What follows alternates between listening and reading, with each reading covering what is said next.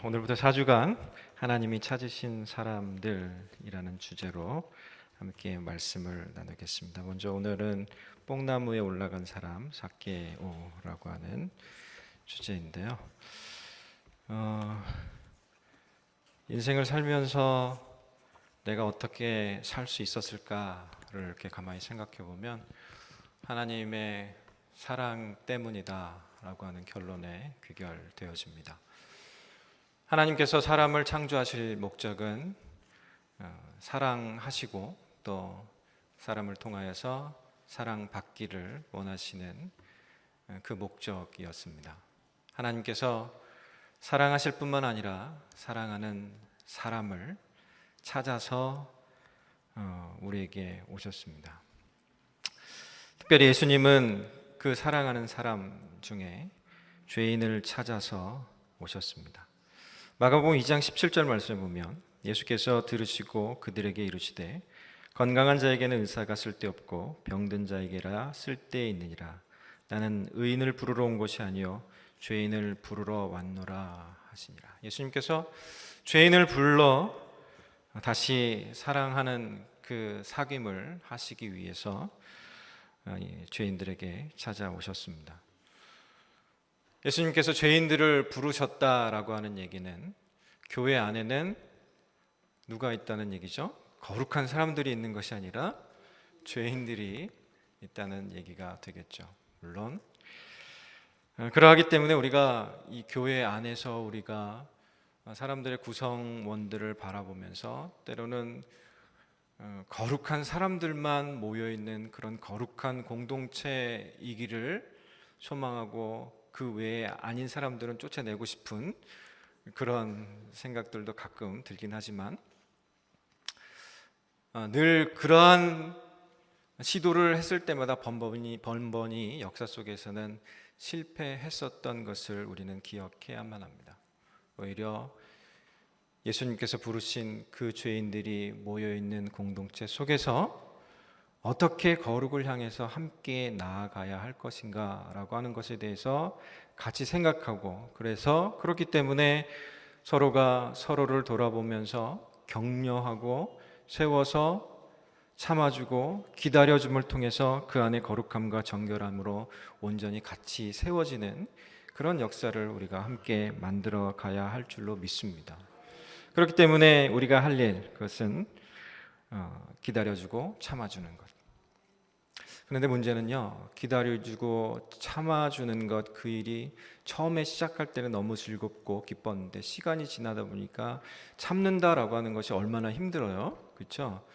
저희 와이프도 2번은 참아주시는데 3번째는 못 참아주시더라고요. 참는 것은 굉장히 힘들고 어렵습니다. 참아주고 기다려주다 보니까 본인도 힘들어서 이전에 가졌던 옛사람의 습성, 죄된 습성을 따라서 그냥 살아버리는, 혹은 그 안에서 살다가 옛사람의 그 죄된 습성으로 사는 것이 편해서 또 그렇게 살아버리는, 그래서 나타나는 공동체 안에서의 여러 가지 오류들, 그리고 자기 안에서의 오류, 자기 삶에서의 오류들을 문득문득 발견할 때가 있습니다. 소명이라고 하는 책을 쓴 오스 기니스는 악마의 비밀 문서를 훔치다라고 하는 책 속에서 이 현대 교회가 가지고 있는 이런 문제들을, 사단이 어떤 계략을 가지고 교회 안에 들어왔는지에 대해서 얘기를 합니다. 사단은 아주 교묘하게 씨를 뿌리고, 그리고 그 씨가 교회 안에서 잘 자라서 교회가 점점 그 기능을 상실해 가도록 만들었다라고 얘기합니다. 그리고 그들이 비진리인 사상 체계를 가지고 있으면서 그것을 이성적이고 합리적이다라고 하는 그런 기준으로 스스로 단정하여서 그 안에 그냥 침체되어 있는 채로 머물러 있도록 사단이 만들었다라고 그렇게 표현합니다. 그래서 그 작전을, 사단의 그 작전을 제 무덤 파기 작전이다라고 그렇게 얘기합니다. 그러니까 사단이 옛날에 박해하듯이 막 공격하는 것이 아니라 그 방법이 유용하지 않고 그냥 그대로 놔둬버리면 현대화라고 하는 그 속에 스스로 매몰되어서 그냥 제 무덤을 파고 현대교회가 망해 간다라고 하는 그런 얘기를 합니다. 그런 예들을 찾아볼 수 있는 것이 이 존 오웬 청교도 17세기의 청교도 목사님이 죄 죽이기라고 하는 책에서 카톨릭 교회에서 그런 일들이 발생했다라고 하는 것에 대해서 글로 적어 놓은 부분이 있습니다. 제가 한번 읽어드리겠습니다. 그들 로마 카톨릭은 정욕을 죽일 수 있기 위해서 먼저 믿음을 가질 필요가 있음을 전혀 시사하지 않습니다. 도리어 믿는 대신 죄를 죽이라고만 사람들을 다그칩니다. 사실 그들은 믿는다는 것이 무엇인지 알지 못할 뿐더러 죄 죽이기가 무엇을 의미하는지도 전혀 알지 못하는 것입니다. 그들에게 있어서 믿음이란 자기들 교회에서 가르치는 교리에 보편적으로 찬동하는 것에 불과합니다. 죄 죽이기는 사람으로 하여금 삶의 어떤 과정에 대하여 하나의 서약을 받아내는 것에 불과하다고 생각합니다. 그래서 그 서약 안에서 이 세상에 속한 것들을 사용하지 않겠다고 맹세합니다. 물론 얼마간의 상당한 보상을 염두에 두지 않고는 그러한 일을 하지도 않습니다. 그런 사람들은 성경이나 하나님의 능력을 도무지 알 수 없습니다. 결국 죄 죽이를 자랑하는 그들의 떠벌림은 자기들의 부끄러움을 자랑하는 것에 불과합니다.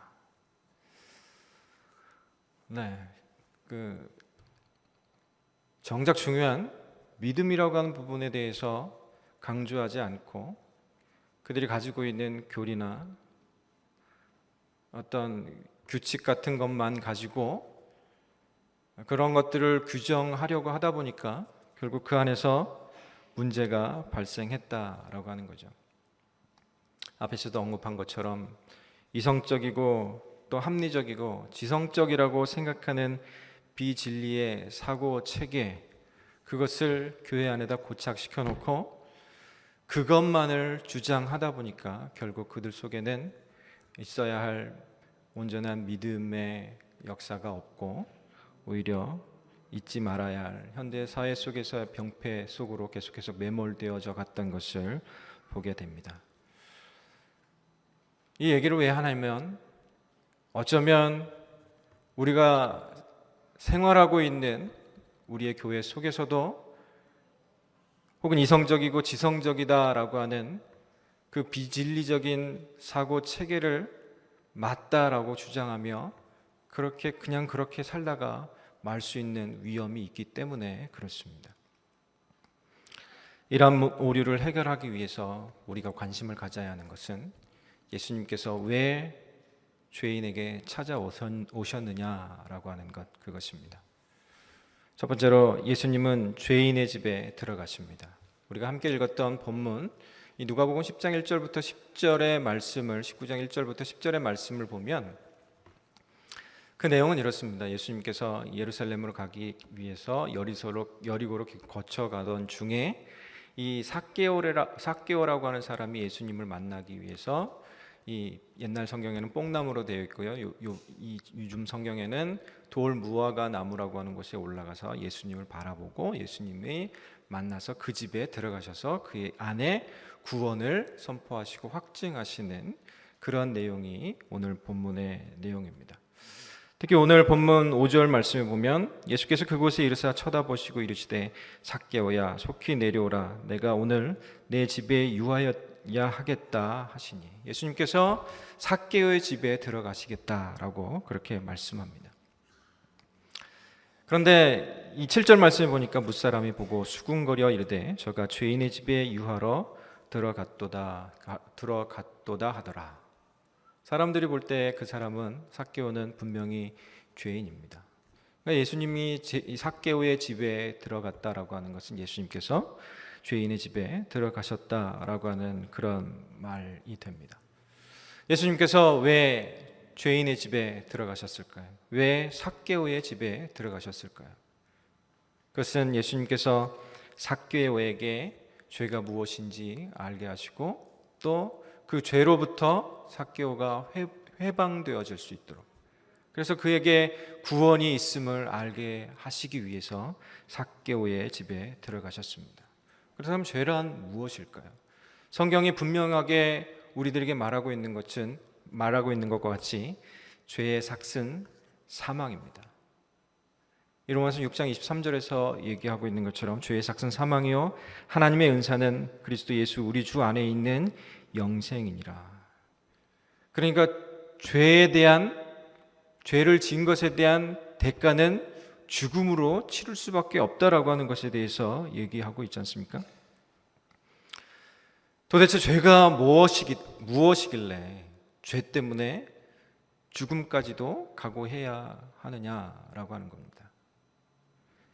죄라고 하는 것은, 그 죄라고 하는 것의 본질은, 성경이 우리들에게 가르쳐주고 있는 그 죄의 본질은 하나님에 대한 사람의 옳지 못한 태도, 그것이 죄다라고 말씀하고 있습니다. 하나님께서 사랑하시기 위해서 사람들을 지으셨잖아요. 그런데 사람도 역시 하나님께 대해서 사랑을 표현해야 하는데, 그 관계 속에서 사람이 하나님께 표현해 드려야 할 태도를 올바르게 취하지 않는 것, 그것이 바로 죄다라고 얘기하는 겁니다. 그러면 하나님께 대해서 우리가 어떻게 사랑을 표현해야 할까요? 첫 번째는 하나님께 대해서 내가 하나님을 의지합니다 라고 표현하는 겁니다. 두 번째는 그 의지함과 함께 동시에 내가 하나님의 말씀을 들었으니 하나님의 말씀에 순종하겠습니다 라고 하는 것, 이 두 가지입니다. 여러분, 하나님 사랑하십니까? 그렇다고 하면 하나님께 대하여서 제가 하나님을 의지합니다, 제가 하나님의 말씀을 들었으니 순종하겠습니다 하시는 저와 여러분 되기를 간절히 소망합니다. 자, 그런데요, 우리가 하나님을 사랑하는 것도 알고 하나님이 우리를 사랑하시는 것도 아는데, 그럼에도 불구하고 그 관계가 깨어져 버리는 것, 그것을 깨고 싶은 유혹이 생길 때가 있다라고 하는 겁니다. 이러한 유혹이 우리들에게 언제 찾아올까요? 이러한 유혹이 사람에게 언제 찾아올까요? 그것은 한 그리스도인의 삶이, 그 삶의 의미와 목적이 가족과 번영과 건강 등에만 두고 있을 때에는 그런 유혹이 올 수 있습니다. 더 정확하게 얘기하면 가족과 번영과 건강 등에만 의미를 두고 목적을 두고 있는데 고난이 찾아와서 그 고난과 함께 유혹도 함께 올 수 있다라고 하는 겁니다. 그 예를 어디서 볼 수 있느냐면요, 이 욥에서 볼 수가 있습니다. 욥기 1장 5절 말씀에 보면, 그들이 차례대로 잔치를 끝내면 욥이 그들을 불러다가 성결하게 하되 아침에 일어나서 그들의 명수대로 번제를 드렸으니 이는 욥이 말하기를 혹시 내 아들들이 죄를 범하여 마음으로 하나님을 욕되게 하였을까 함이라. 욥의 행위가 항상 이러하였더라. 늘 가족에 대해서 생각을 합니다.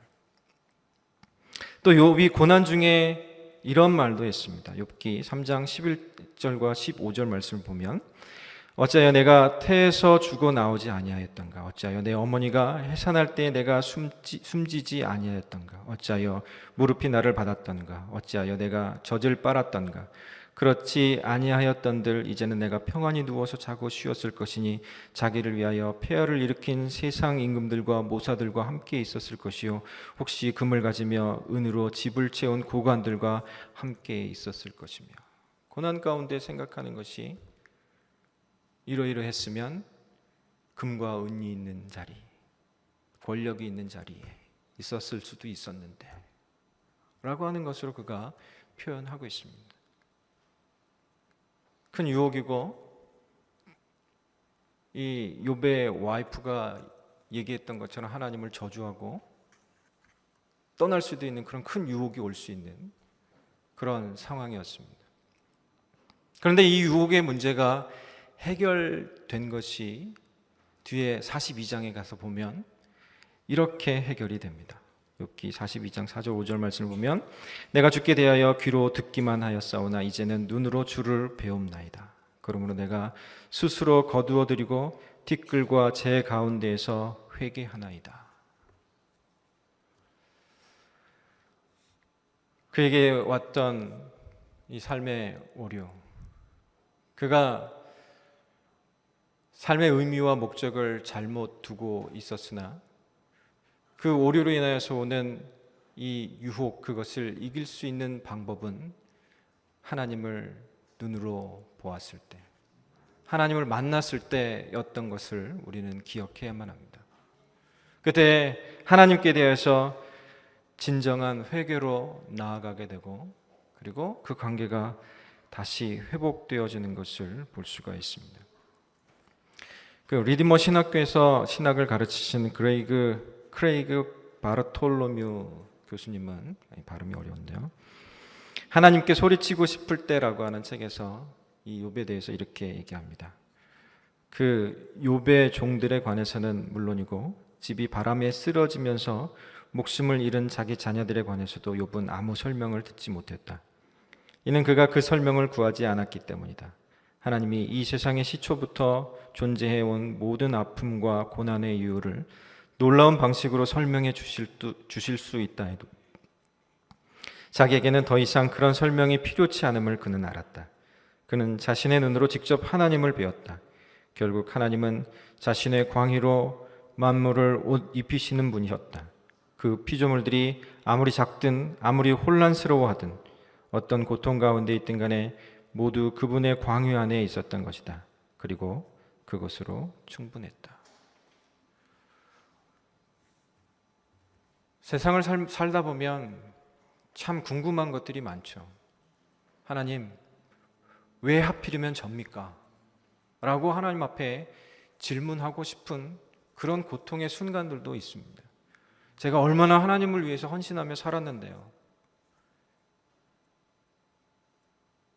그렇게 하나님 앞에 질문하고 싶은 순간에도 하나님을 얼굴로 배우면, 하나님을 만나면 그러한 질문이 전혀 필요 없고 그 하나님의 영광을 비춰주시는 그 비춰주심을 인하여서 모든 것이 해결되어지고 그가 그 안에서 다시 살 소망과 살 능력이 생기는 것을 보게 됩니다.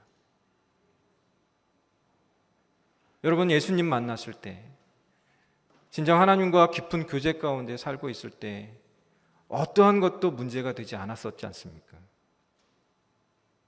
여러분, 우리가 함께 살펴보았으면 좋겠습니다. 스스로를 한번 살펴보았으면 좋겠습니다. 내가 하나님과 가까이 있는지, 하나님과 깊은 교제 가운데 있는지, 내 의지로가 아니라 하나님이 영광의 빛으로 비춰주시는 그 속에서 하나님과 교제하고 있는지, 그러한 것들에 대해서 함께 살펴보았으면 좋겠습니다. 그래서 바라기는 그 영광의 빛을 비춰주심 가운데, 그 영광의 그 임재 가운데서 늘 머무르는 저와 여러분, 우리 새생명 비전교회가 되기를 간절히 소망하고 축복합니다. 죄인의 집에 들어오신 예수님께서 이제는 죄인의 믿음을 보십니다. 예수님은 죄인의 믿음을 보십니다.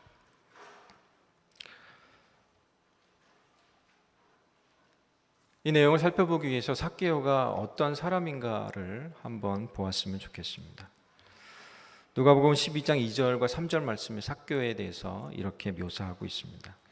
삭개오라 이름하는 자가 있으니 세리장이요 또한 부자라. 그가 예수께서 어떠한 사람인가 하여 보고자 하되 키가 작고 사람이 많아 할 수 없어 라고 하면서 삭개오에 대해서 묘사하고 있습니다. 삭개오의 외모는 키가 작고 또 왜소한 사람이었습니다. 직업은 세리장이었고 또 그래서 부유한 생활을 하고 있었던 사람이었습니다.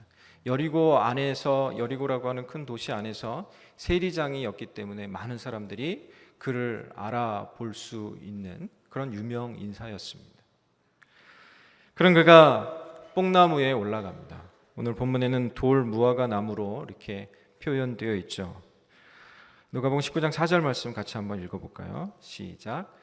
앞으로 달려가서 보기 위하여 돌 무화과 나무에 올라가니 이는 예수께서 그리로 지나가시게 되밀어라. 아멘. 이전 성경에서는 뽕나무로 되어 있었는데 지금은 돌 무화과 나무로 바뀌어서 이렇게 번역이 되어 있는데요. 그 이유를 이 류 모세 선교사님이, 이스라엘 선교사님이 쓰신 책에서 이렇게 얘기하고 있습니다. 열린다 성경 식물 이야기 편에서 얘기하고 있는데요. 성경에 나오는 식물 가운데는 번역이 잘못된 것이 종종 있다. 뽕나무는 그 중에서도 가장 엉뚱하게 번역된 것이다. 돌 무화과 나무와 이것이 우리말로 번역된 뽕나무는 생긴 모양새도 열매도 전혀 비슷한 구석이 없기 때문이다. 돌 무화과 나무는 히브리어로 시크마다. 이는 재활 또는 갱생을 뜻한다. 그래서 이 새로 번역하면서 돌 무화과 나무로 번역을 했습니다. 우리가 주일학교 때부터 뽕나무에 올라간 삭개오를 우리가 늘 배웠기 때문에 뽕나무가 익숙하지만 이제는 바꿔야 할 때가 온 것 같습니다. 그래서 일부러 제목을 뽕나무에 올라간 삭개오라고 지었습니다. 우리는 늘 이렇게 실수할 수 있는 존재입니다. 평생을 뽕나무로 알고 있었는데 최근 몇 년 안에 돌 무화과 나무라고 그렇게 얘기해 주니 얼마나 마음이 헛헛합니까?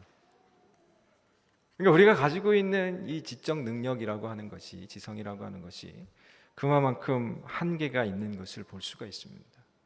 우리의 죄성 때문에 우리의 지성도 왜곡되어 있는 상태인 거죠.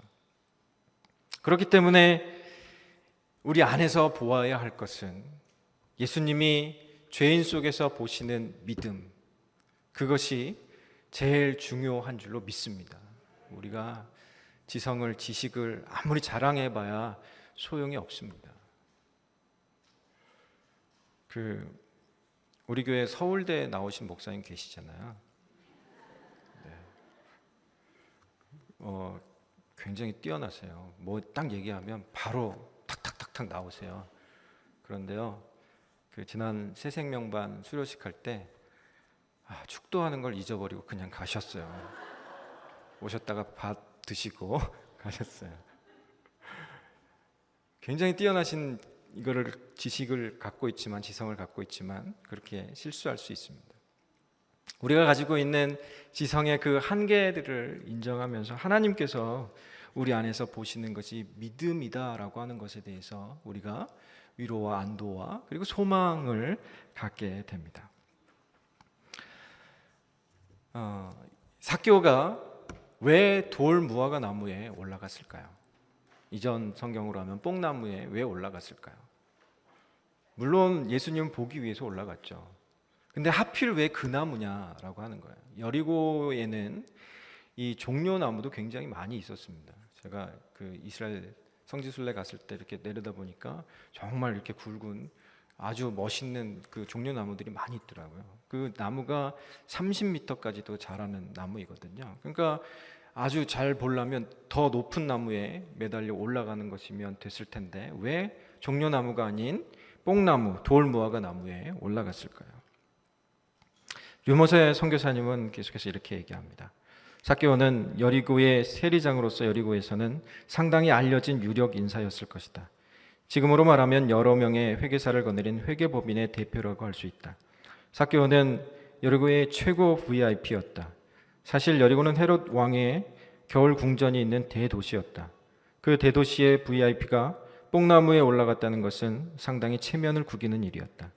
당시 여리고에서는 목자들이 뽕나무에 올라가서 뽕나무를 배양하고 있었기 때문에 삭개오는 종려나무 대신에 뽕나무에 올라갔을 것이다. 종려나무에 올라가면 눈에 확 띄지만 뽕나무에 올라가면 어느 정도 체면을 지킬 수 있었기 때문이다. 여리고의 세리장 삭개오는 자신을 목자들 중에 한 명으로 봐주기를 바라면서 뽕나무에 올라갔을 것이다. 그런대로 체면을 지키면서 그토록 사모하던 예수님을 볼 수 있는 최선의 방법을 택한 셈이다. 라고 그렇게 말하고 있습니다. 여기서 돌 무화과 나무, 이 뽕나무 열매를 배양한다라고 하는 건요, 이 돌 무화과 나무에도 이 무화과와 비슷한 열매가 맺혀요. 근데 맛은 굉장히 없습니다. 그런데 거기에다가 이 바늘로 구멍을 하나 뚫고 거기다가 올리브 기름을 이렇게 발라 넣으면 그게 이 배양 숙성이 돼가지고 나중에 무화과 열매처럼 맛있는 열매가 된답니다. 그래서 일일이 그거를 해서 했다고 해요. 그렇기 때문에 그 계절에 이 무화과 나무에 올라간 목자들이 많이 있었을 것이다라고 얘기하는 겁니다. 그런데 그 목자들의 위치가 어느 정도, 사회적 신분으로서의 위치가 어느 정도였냐면 류머서 목사님 선교사님 계속 얘기합니다. 헤롯이 통치하던 신약 시대의 목자는 남의 농경지에 몰래 양들을 치는 강도라는 의심을 받았으며 법정에 증인으로 설 수 있는 자격도 주지 않았다. 급기야 목자에서 다른 직업으로 바꾸는 것은 회개를 한 것과 같은 의미로 인식되기에 이르렀다. 사기꾼, 도둑놈, 회개해야 마땅한 놈 정도로 목자들이 인식되어졌습니다. 그러니까 사실 이 여리고 시내에서 유명 인사였던 삭개오가 그 뽕나무에, 그 돌 무화과 나무에 올라가서 그 목자인 척했다라고 하는 것만 해도 그것은 굉장히 스스로의 신분을 낮춰서 낮고 낮은 모습으로 거기에 올라갔다라고 하는 것을 볼 수가 있습니다. 이 삭개오라고 하는 그 이름의 뜻을 찾아보니까요, 투명하다, 깨끗하다, 순결하다라고 하는 그런 의미가 있습니다. 조금 전에 읽어드렸던 내용 중에 이 돌 무화과 나무가 갖고 있는 의미가 무엇이었죠? 재활과 갱생이라고 하는 의미였죠. 그러니까 이 순수하다, 순결하다, 깨끗하다, 투명하다라고 하는 이름을 가진 삭개오가 이 재활과 갱생이라고 하는 의미인 돌 무화과 나무에 올라갔다라고 하는 것은 굉장히 의미심장한 것 같습니다. 그의 간절한 기대와 소망이 자기가 가지고 있는 이름처럼 이 갱생되어져서 정말 순결하고 깨끗한 모습이 되어지기를 원했던 삭개오인 것을 우리는 짐작할 수가 있습니다. 그러한 삭개오를 예수님께서 쳐다보셨습니다. 누가복음 19장 5절 말씀 다시 보면요, 같이 읽습니다. 시작. 예수께서 그곳에 이르사 쳐다보시고 이르시되 삭개오야 속히 내려오라, 내가 오늘 내 집에 유하여야 하겠다 하시니. 아멘. 사람들은 삭개오를 죄인이라고 했죠.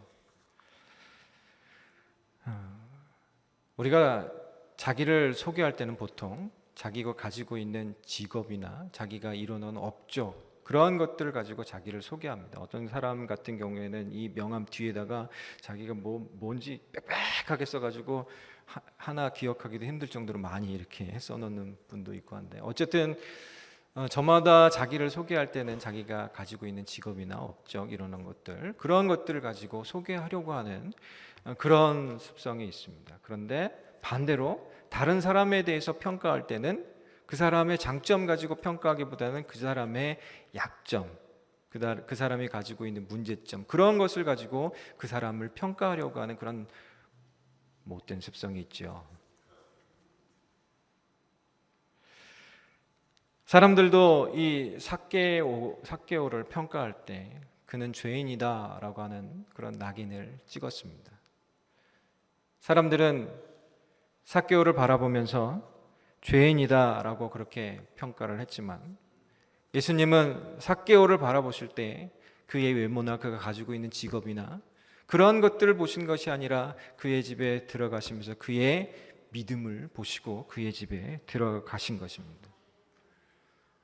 오늘 살아가는 우리를 하나님께서, 우리 예수님께서 바라보실 때 무엇을 보고 저와 여러분을 선택하셨을까요? 잘생긴 외모도 없죠. 한정민 목사님 정도는 잘생겼으니까. 또 머리가 뛰어나지도 않죠. 하나님께서 이렇게 쓰려고 살펴봐야 별로 쓸모도 없는데, 그럼에도 불구하고 하나님께서 우리를 바라보시고 우리를 선택하신 것은 우리 안에 무엇이 있기 때문이요? 믿음이 있기 때문에. 우리 안에 있는 믿음을 보시고 선택하신 겁니다. 그리고 우리에게로 찾아오셨고 우리의 집에 들어오시는 겁니다. 삭개오는 급히 내려와 즐거워하며 예수님을 영접했습니다. 그리고 이 누가복음 19장 8절에서는 예수님께 또 이렇게 얘기합니다. 삭개오가 서서 주께 여짜오되 주여 보시옵소서, 내 소유의 절반을 가난한 자들에게 주겠사오며 만일 누구의 것을 속여 빼앗은 일이 있으면 네 갑절이나 갚겠나이다 라고 예수님께 얘기합니다.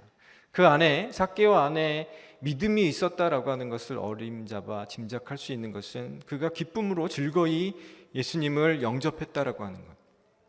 그리고 예수님께 한 얘기입니다. 가난한 자들과 자기의 재산을 나누겠다. 그리고 혹시 절취한 것이 있으면 4배나 갚겠다라고 그렇게 얘기합니다. 여기서 4배를 갚아주겠다라고 하는 것은 이 출애굽기 22장 1절과 또 이 사무엘 12장 6절 말씀에 나오는 이야기를 근거로 합니다. 율법 속에서 네가 양 한 마리를 상하게 했으면 양 4마리로 갚아주라라고 하는 얘기가 있습니다. 그리고 이 나단 선지자가 이 다윗 왕에게 왔을 때에도 그때 다윗이 한 얘기가 그러면 그 사람은 새끼 양 4마리를 갚아줘야 된다라고 그렇게 얘기를 했습니다. 그러니까 그가 율법에 대해서 말씀에 대해서 잘 알고 있었고 이제 예수님을 기쁨으로 만나고 즐거이 영접한 이후에 그가 택한 것은 말씀에 순종하겠다라고 하는 그 태도를 보인 것입니다. 누가복음 19장 말씀에 이 삭개오의 얘기가 있는 반면에 18장 말씀에 가면 어느 관리가 예수님께 찾아와서 예수님께 대해서 여러 가지 질문을 하는 그런 장면이 묘사되어 있습니다. 그 관리는 예수님께 선한 선생님이여 라고 얘기하면서 내가 무엇을 하여야 하겠습니까? 라고 질문합니다. 이것도 했고 저것도 했고 다 했습니다. 어려서부터 했습니다. 율법에 있는 것들을 잘 지켰습니다. 라고 그렇게 얘기하니까 예수님께서 그렇다면 네 재산을 팔아서 가난한 자들에게 나누어 주라 라고 얘기하니까 그 관리가 어떻게 하고 갔습니까? 근심하며 갔다라고 그렇게 얘기합니다. 이 삭개오의 이야기와 그 관리의 이야기 대조되면서 전혀 다른 결과가 나온 것을 볼 수가 있죠. 사람들은 삭개오를 보면서 죄인이다라고 평가하고 그렇게 얘기했지만 비난했지만 예수님은 그 안에 있는 믿음을 보시고 그 안에 있는 믿음이 복음을 받고 복음을 순종할 사람이라고 하는 것을 예수님께서 보신 겁니다. 믿음은 하나님을 의지하고 말씀에 순종하는 태도라고 말씀드렸습니다. 그런데 우리가 한 가지 기억해야 할 것은, 유의해야 할 것은 우리가 순종하지 않고 의지하기만 하는 것은 공허한 우상 숭배와 같이 될 수도 있다라고 하는 겁니다. 여러분, 하나님 의지하시죠? 여러분, 하나님의 말씀에 잘 순종하시지요? 네, 목소리가 확실히 작아졌습니다. 그러나 이것도 해야 하고 저것도 해야 합니다. 하나님을 의지해야 할 뿐만 아니라 하나님의 말씀에 순종하는 것을 통해서 우리의 믿음을 표현하는 그런 모습이 나타나야 할 줄로 믿습니다. 플러신학교에서 강의하시는 김세윤 교수님이 구원이란 무엇인가 라고 하는 책 속에서 믿음의 본질적인 요소는 선포된 복음을 받아들이는 것이다 라고 이렇게 말씀하시면서 믿음의 요소 5가지를 소개하십니다. 그 믿음의 요소 5가지를 보면요, 첫 번째가 예수님을 아는 겁니다. 두 번째가 하나님을 의지하는 것이고요, 세 번째가 순종하는 삶, 그리고 네 번째가 하나님 나라를 온전히 소망하는 것이고 다섯 번째가 하나님의 공의를 두려워하는 것, 그것입니다. 우리가 예수님도 잘 알고 또 하나님도 잘 의지합니다. 그리고 순종하고자 하는 그런 태도들이 있고요. 그리고 하나님 나라에 대한 소망이 있는 줄로 믿습니다. 그와 함께 하나님의 공의를 두려워하는, 경외하는 그런 태도가 함께 있어야 할 줄로 믿습니다. 그러한 것이 있는 여러분은 분명히 예수님께서 바라보실 때 그 안에 있는 믿음을 보시고 기뻐하실 줄로 믿습니다. 누가복음 18장 말씀으로 다시 가서 그 관리가 떠나간 뒤에 예수님께서 하신 말씀과 그리고 사람들의 반응을 같이 한번 봤으면 좋겠습니다. 누가복음 18장 24절부터 26절 말씀입니다. 같이 한번 읽을까요? 시작. 예수께서 그를 보시고 이르시되 재물이 있는 자는 하나님의 나라에 들어가기가 얼마나 어려운지 낙타가 바늘기로 들어가는 것이 부자가 하나님의 나라에 들어가는 것보다 쉬우니라 하시니 듣는 자들이 이르되 그런즉 누가 구원을 얻을 수 있나이까. 예수님께서 말씀하시죠. 그리고 사람들은 그럼 누가 구원을 받을 수 있겠습니까? 그때 예수님께서 이렇게 얘기하십니다. 누가복음 18장 27절에 이르시되 무릇 사람이 할 수 없는 것을 하나님은 하실 수 있느니라. 하나님을 두려워하지 않고 하나님을 경외하지 않고 자기 의를 주장하는 사람, 그리고 자기 중심적으로 생각하여서 삶의 방향을 선택해서 가는 사람에게는 결코 구원이란 있을 수가 없습니다. 그럼에도 불구하고 하나님께서 그런 사람도 변화시키셔서 그에게 구원을 주실 수 있을 줄로 믿습니다. 어쩌면 우리가 여기 계신 분들은 안 그러신 줄로 믿는데요. 어쩌면 우리도 하나님을 두려워하지 않고 경외하지 않고 자기중심적이고 자기 의를 주장하는 그런 신앙생활을 하려고 했었을지도 모릅니다. 그렇지만 그럼에도 불구하고 우리를 사랑하시는 죄인까지도 사랑하시는 하나님께서 우리를 또 그런 사람들을 구원으로 인도하실 줄로 믿습니다. 예수님이 이런 죄인 삭개오에게서 믿음을 보셨습니다. 그리고 믿음을 보신 예수님께서 그를 구원하십니다. 그것은 예수님께서 선포하셨기 때문에 그렇습니다. 누가복음 19장 9절 말씀 같이 보겠습니다. 같이 읽을까요? 시작. 예수께서 이르시되 오늘 구원이 이 집에 이르렀으니 이 사람도 아브라함의 자손이미로다. 아멘. 이 사람도 아브라함의 자손이고 이 사람도 구원받았다라고 예수님께서 선포하십니다. 아까도 살펴본 것처럼 믿음은 하나님을 의지하는 것이고 그리고 하나님의 말씀에 순종하는 것, 이 두 가지가 함께 나타남을 통하여 표현하는 것입니다. 예수님은 삭개오에게서 이러한 믿음을 보셨습니다. 그리고 그와 그 집이 구원받았다라고 선포하십니다. 여기서 함께 생각해 볼 것이 있는데요. 우리가 고통 중에 있는데, 고난 중에 있는데, 극심한 고난 가운데 있는데 누가 와가지고 당신 고난에서 구원받았습니다 라고 그렇게 얘기해 주면 그 얘기를 듣고 기분이 어때요? 네, 좋죠? 그냥 이제 생각할 수 있는 정도는 이 사람이 나를 많이 위로해 주는구나 까지는 생각할 수 있어요. 이 사람이 말한 대로 내가 고난에서 진짜 구원받았구나 라고 생각하기는 쉽지 않습니다. 왜 그렇죠? 그 사람이 나를 내가 당하는 고난과 고통 속에서 건져내줄 능력이 없기 때문에 그렇습니다. 그런데 예수님은 이 삭개오에게 선포하실 때 네가 너희 집이 구원받았다라고 선포하십니다. 그런데 그것이 믿어져요. 왜 그렇습니까? 우리 예수님에게는 그만한 능력이 있으시기 때문인 줄 믿습니다. 예수님에게는 구원을 실제 현실화시킬 수 있는 능력이 있으시기 때문에 죄인을 악과 고난으로부터 해방시킬 수 있는 능력이 있으시기 때문에 우리는 그것을 믿을만 합니다. 구원의 정의를 다시 한번 살펴보면 한번 띄워주실래요? 구원이란 우리가 스스로 구원할 수 없고 오직 예수님이 죄인을 대신하여 죽으시되 한 번에 모든 사람을 대표해서 돌아가시고 부활하심으로 가능하다는 것입니다. 왜냐하면 예수님의 죽음은 그 안에 우리의 죽음을 내포하고 있기 때문에 그렇습니다.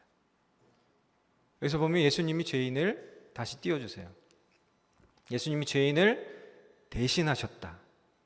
그렇죠? 그리고 모든 사람을 대표해서 돌아가셨다.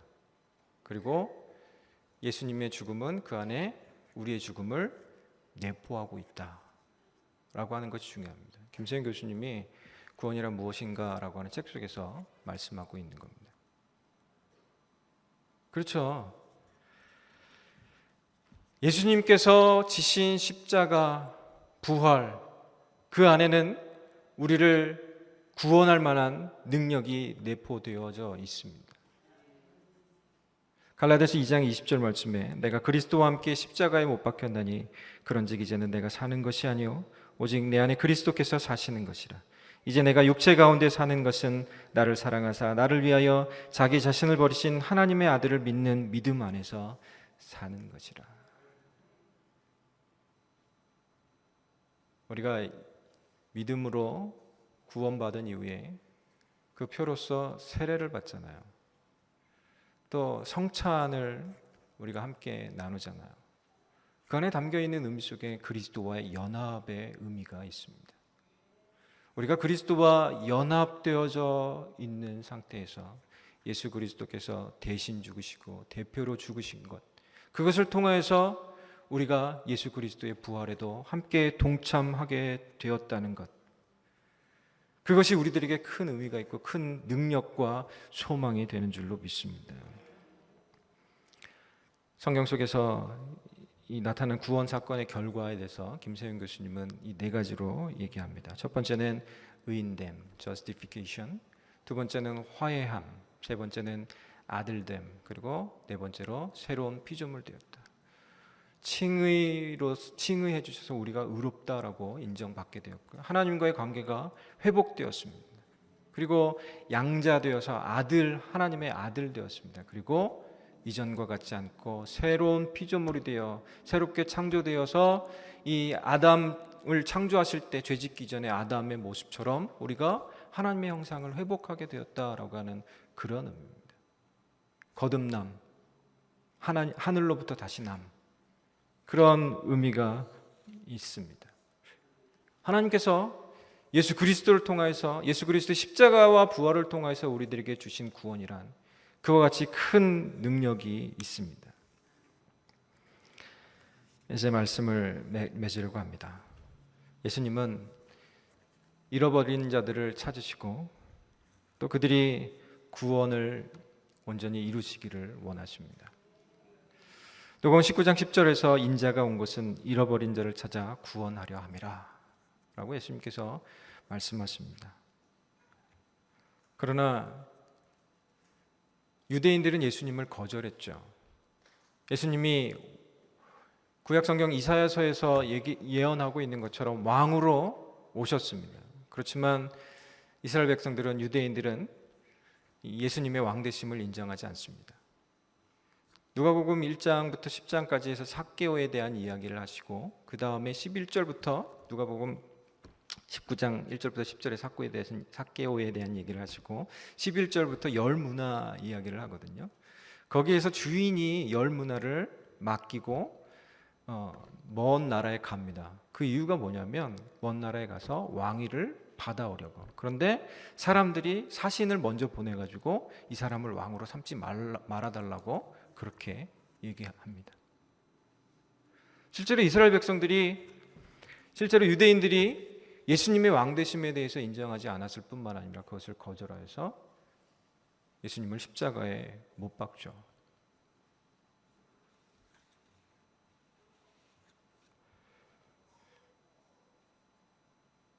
우리가 늘 기억해야 하는 것은 히브리서에서 얘기하고 있는 것처럼 우리가 예수님을 두 번 십자가에 못 박는 그런 사람이 되어서는 안 된다라고 하는 겁니다.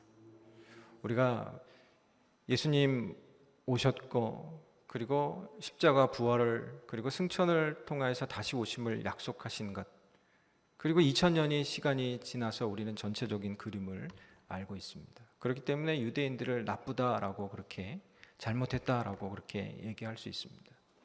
그런데 이 얘기를 한번 잘 들어보십시오. 그 아돌프 아이만이라고 하는 나치의 홀로코스트 이 주모자 중에 한 사람입니다. 이 사람을 전범 재판소에 세웠고요. 이스라엘에서 전범 재판을 하는데 이 사람이 행했던 나쁜 일들에 대해서 증언할 사람이 필요했습니다. 그래서 유태인 중에 한 사람, 이 예히엘 데누루라고 하는 사람이 왔고 힘들게 찾았어요. 그리고 법정에 그 사람이 딱 들어오는데 유리 부스에 있는 이 아돌프 아이만이라고 하는 사람을 보자마자 이 사람이 막 벌벌 떨면서 벌벌 떨면서 엎드리는 거예요. 막 벌벌 떠는 거예요. 그런 해프닝이 벌어지고 나서 이제 결국 이 전범으로 아돌프 아이만은 처형을 당하고, 나중에 CBS 다큐 프로그램 60분에서 이 사람에게 인터뷰를 했습니다. 왜 그 당시에 쓰러졌습니까? 혹시 고통스러운 기억에 압도되어서 쓰러졌습니까? 아니면 증오 때문이었습니까? 그래서 쓰러진 겁니까?